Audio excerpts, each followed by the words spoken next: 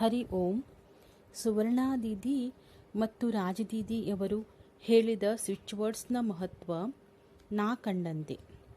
ನೀಲಿ ಆಕಾಶದಲ್ಲಿ ಹಕ್ಕಿಯಾಗಿ ಹಾರಿದೆನು.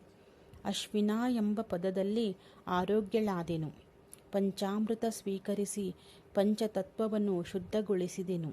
ಸಪ್ತ ಗಂಗೆಯಲ್ಲಿ ತೇಲಾಡಿ ಪರಿಶುದ್ಧ ಆತ್ಮಳಾದೆನು.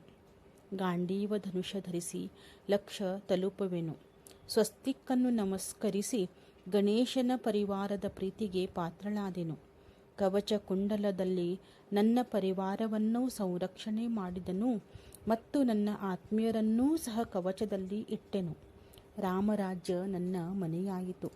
ಕಲ್ಪವೃಕ್ಷದಿಂದ ನನ್ನ ಇಚ್ಛೆಯನ್ನು ಪೂರ್ಣಗೊಳಿಸುವೆನು ಮತ್ತು ವಿಶಾಲ ವೃಕ್ಷವನ್ನು ಪೂಜಿಸುವೆನು. ಹೀಗೆ ಈ ಎಲ್ಲ ರಹಸ್ಯ ಸ್ವಿಚ್ ವರ್ಡ್ಸ್ಗಳಿಗೆ ಧನ್ಯವಾದ ಅರ್ಪಿಸುವೆನು. ಧನ್ಯವಾದ ಧನ್ಯವಾದ ಧನ್ಯವಾದ.